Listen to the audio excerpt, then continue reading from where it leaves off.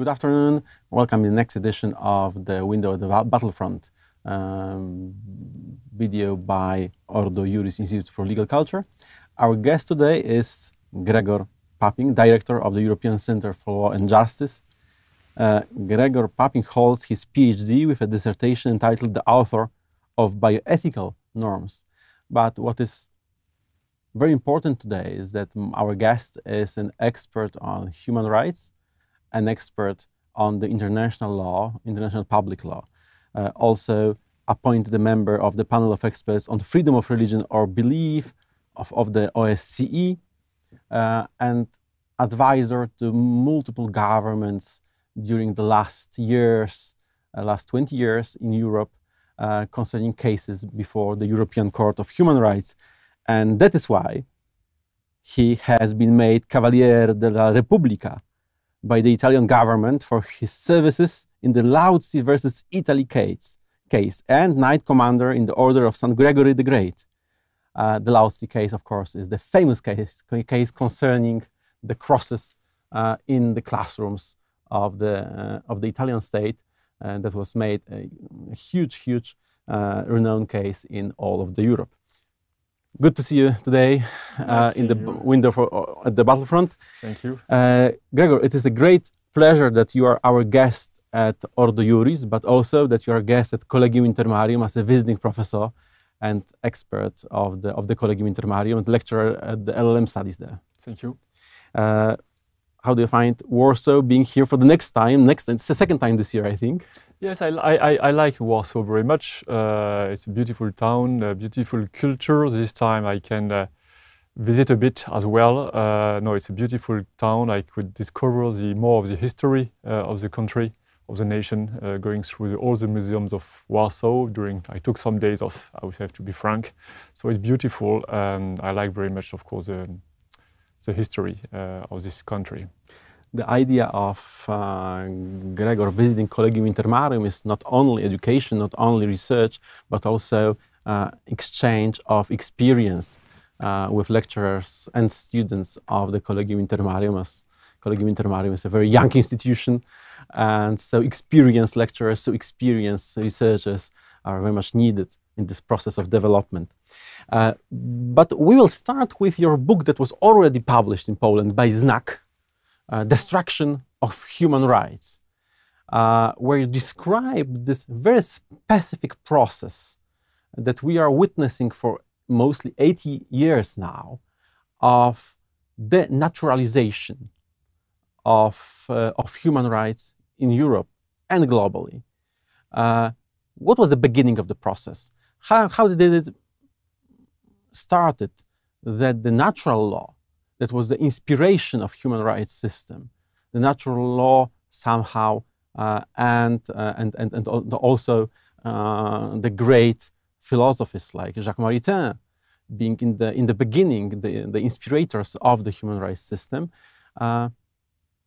was distracted, was denaturalized, was left behind during the process of evolution or development or destruction of human rights system.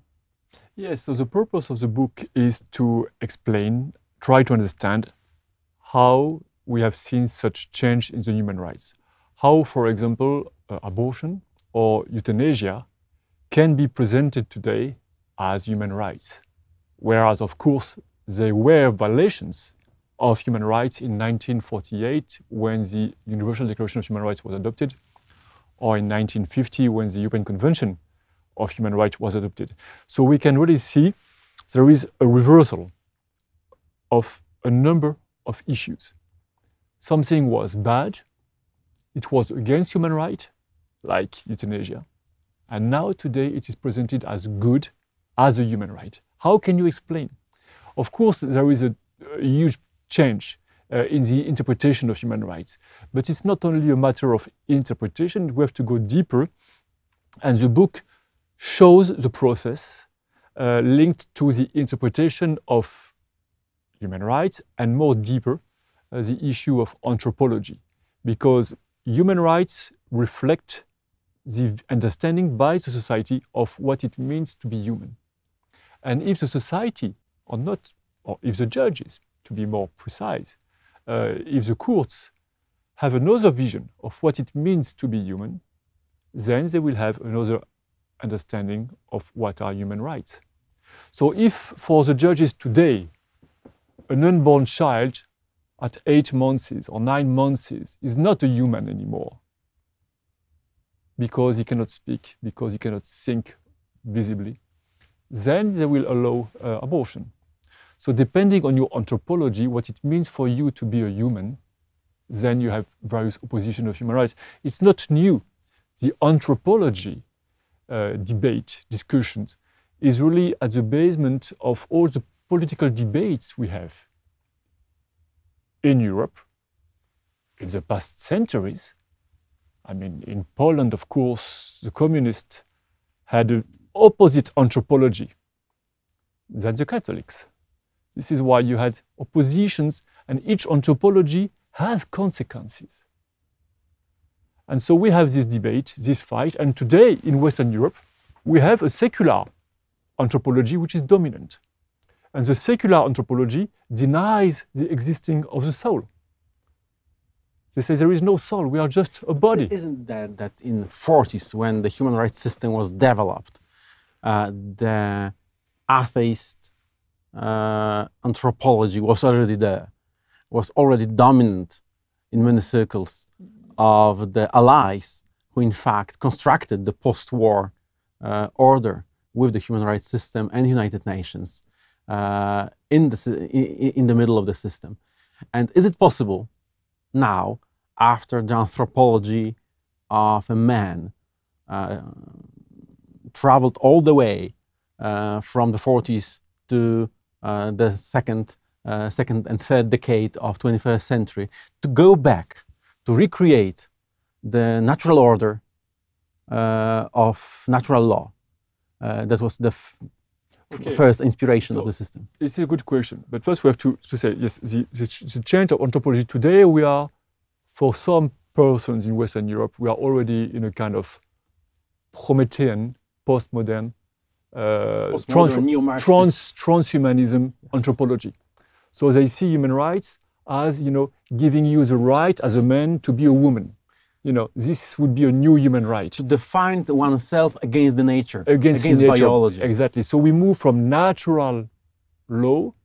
I have my right just to accomplish my human nature.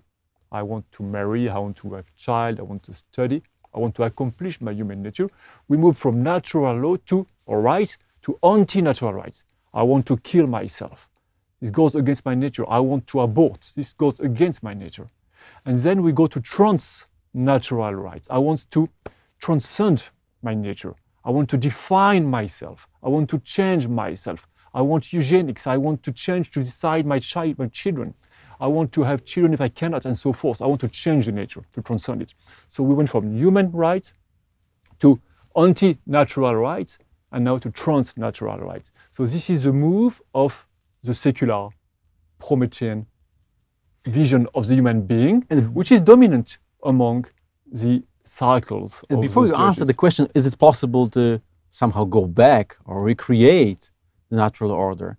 I would take the role of the advocatus diaboli, asking what's wrong with this post-humanist anthropology? What's wrong with this idea of human rights? What's wrong with the word of human rights that guarantee one to define themselves against the nature and against the biology? The relationship between what is natural as always, and what is a human nature. I mean, this is of course a deep debate, discussions to decide, to determine, identify what is nature. What we can say that in 1948 we could find a universal agreement on human rights along, Occidental countries, Western countries, Africans, Asiatics, even communists. There were some communists in the group, Russians. So we could define what are human rights, universal human rights. Because this anthropology is a natural anthropology shared by everybody. Even if you are a communist or if you are an African, you want to marry, you want to have a child, you want to study, you want so forth.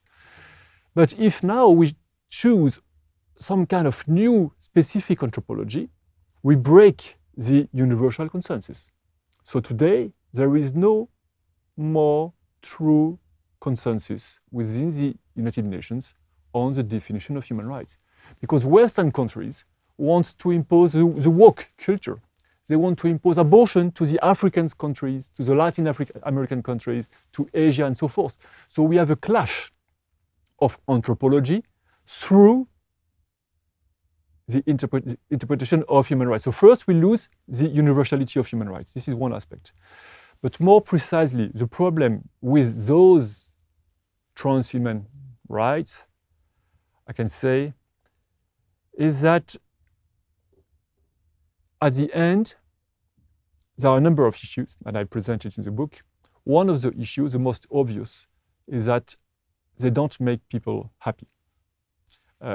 True natural rights, like studying, founding a family, accomplishing your nature makes you happy. But killing yourself, abortion, works rights, and so forth are not accomplishments. They are nihilistic rights. It's unfortunately, I have to say, it doesn't make people more happy. Because it is not accomplishment, it is more a will of power. Those new transhuman rights pretends to offer power. They are not rights. Abortion is not a right. Even in countries where it is legal, it is a power to kill, a legal power to kill. So the same for all those new rights, which are powers against nature. And of course, they are destructive and nihilistic, and at the end, they provoke only sufferings. And in fact, saying that pursuing natural rights in the very basic meaning of the human rights is in fact the right to pursue happiness. Yes. In our lives. We are going more towards the American constitutional theory. And there was an attempt to recreate the unalienable rights as it was described. And a year ago, our guest, Mary Ann Glendon, was heading a committee on unalienable rights under the administration of Donald Trump, established by Mark Pompeo. And they issued a report on unalienable right. Do you think that this kind of a report, maybe even this single report, is a proper way to look for a modern consensus, a modern global consensus that will somehow free us from the burden of those newly established rights and/or powers, as you describe them? Yes, we need to find. The question is whether or not we want to save human rights. I think, of course, we need them in large extent, of course. So we have now obviously a problem of fight. They became a battleground for ideologies and politics, not only at the national level but worldwide. And this is a loss compared to the achievement from 1948. So we have to find a way to re-establish this consensus on human rights. And there can be consensus only if we agree to some kind of self-restraint. We shall not want to impose all our vision on human rights. We are living in diverse societies, so we need all to accept some limitations. Some kind of a common denominator. Common denominators, and yes, and so forth. So the report on inalienable rights is a tentative to find such common ground for restoring the strength of human rights. If we all agree, again, on core human rights, it will be more strong. And so they do so using the notion of inalienability of the rights. They also insist on the anthropological basis of human rights. So the former Trump administration, Mr. Pompeo, he really saw the issue.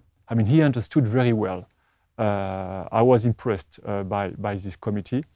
I know some of the members of this committee.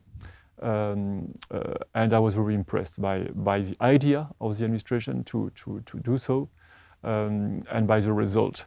It has been seen by the radical left, I would say, as a real threat, because it goes right to the basement of human rights. And if we are able to re-establish such consensus on basic, fundamental, inalienable human rights, then we can again restore the consensus worldwide, and it will be better for the civilization.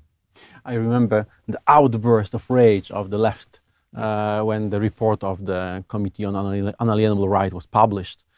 And it became clear that it may become a policy, official policy of the government for another term of Donald Trump administration. It was even criticized by the Congress and defunded by the Congress at some level in 2019.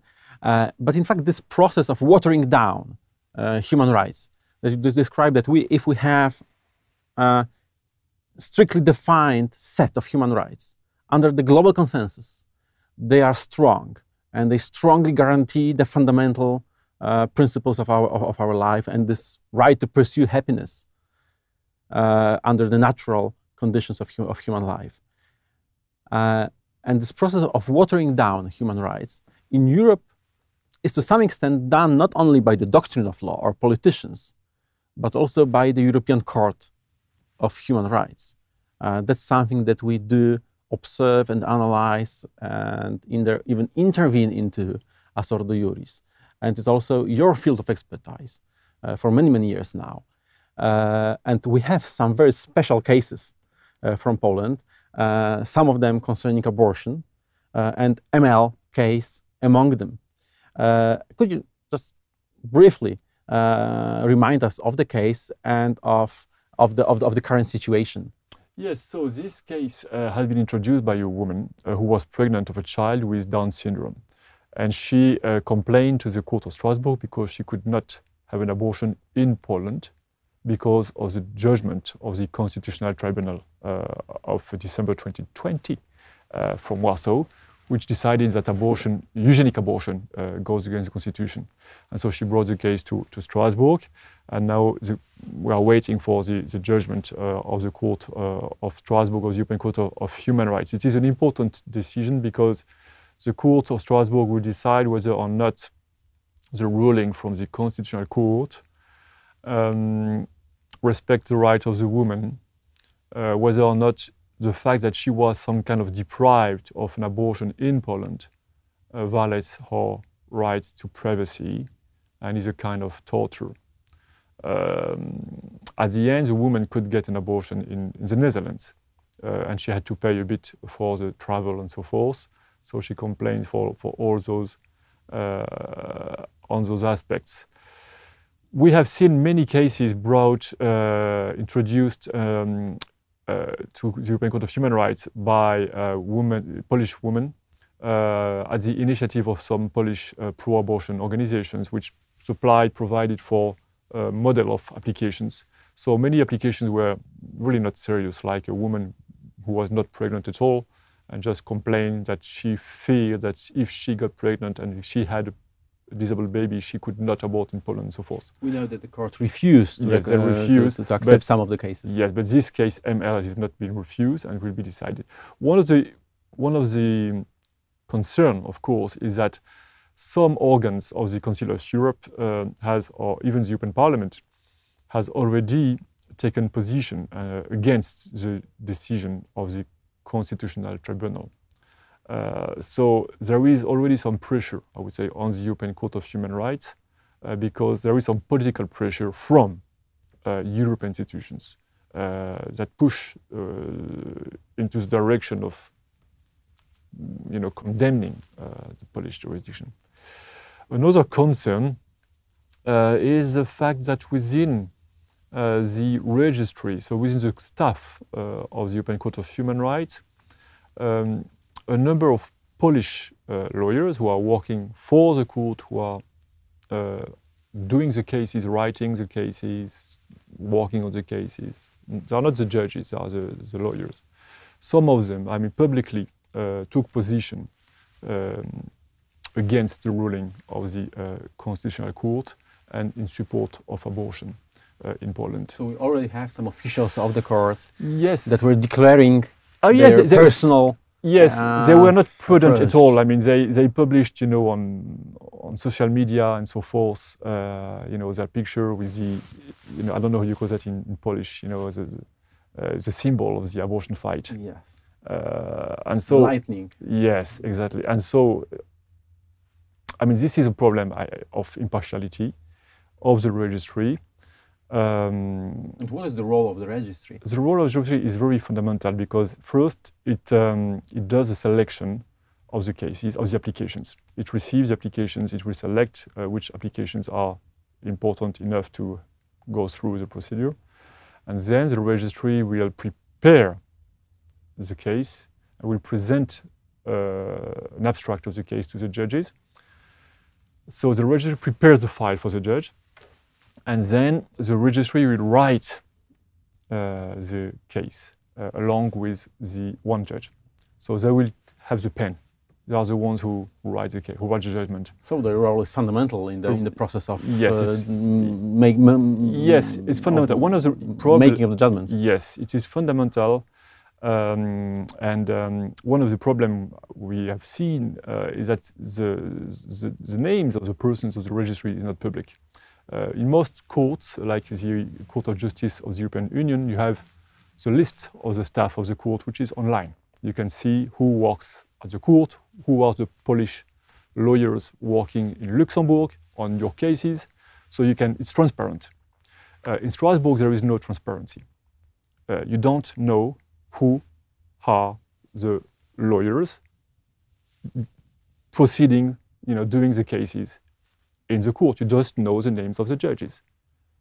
And this is a lack of transparency. So we could identify some of them and see that there are already some problems. And I think it is an issue of transparency for the court first. And if transparency is restored, established, then I guess the lawyers of the registry will be more prudent in the future. Not showing their opinion on the cases that they are working on. And this is one of your huge accomplishments in the previous years, to work on the transparency of the European Court of Human Rights, and especially on the election of judges. Yes. To the European Court of Human Rights. And as you already told me before we recorded, a newly prepared report is ready. Yes, we continue the work on looking at the shortcomings of the court. I have to say first that generally I like the work of the court. There are serious lawyers, serious judges. They do very elaborate cases and judgments. But there are those issues that we have been looking at. One of the issues, the main issue we saw was that a large proportion of the judges of the court are not judges, national judges, but they are lawyers or former employees of some foundations, and especially the Open Society Foundation or the Helsinki committees in various Central and Eastern European countries. Yes, George Soros Foundation or foundations or organizations financed by Soros Open Society. So we could find that 22 out of 100 judges in the past 10 years were members. So more than 1/5 of the judges yes, of the tribunal were somehow employed, touched by the influence of... some of them were members of the board of the Open Society Justice Initiative, which is the branch of the Open Society dealing with strategic litigation. So the most important single power in the court was George Soros. At the end, we can say that there is really a grip of the Open Society, of Soros within the court, through the judges, through a number of judges who are his former staff or former member of the board. Other judges being former members of foundations or organizations as well financed by Open Society. And then there is all the issue of the registry as we discussed, but this is another issue. I mean, because we there is no transparency, so we cannot know. We know that among the Polish members of the registry, some of them are coming from those foundations that are today working on abortion. But yes, this is an issue because one of the reasons is that it's very difficult to find someone to be a judge from countries like Bulgaria or Albania or Macedonia. So in Albania, in Macedonia, in Bulgaria, the persons who speak English, a bit of French, who knows about human rights, they are not the magistrate. They are the persons who have made a career in New York, in Geneva, elsewhere. And those persons, in fact, they were involved, promoted staff of the Open Society. The Open Society have been investing in those countries for more than 20 years. We experienced that in the late 80s. Under the communism, George Soros, together with some other international philanthropists, were visiting the communist first secretary, prime minister in 86, 87, 88, and established George Soros Foundation in Poland under the communism. At this time that the solidarity was outlawed. Yes. And then they started to form new elites. Yes, but some of these new elite in countries like Albania are themselves the sons, the children of the former communist elite. Exactly. So it's, if you look... It is a shared experience of the Central European countries. This is. I mean, they are the same families.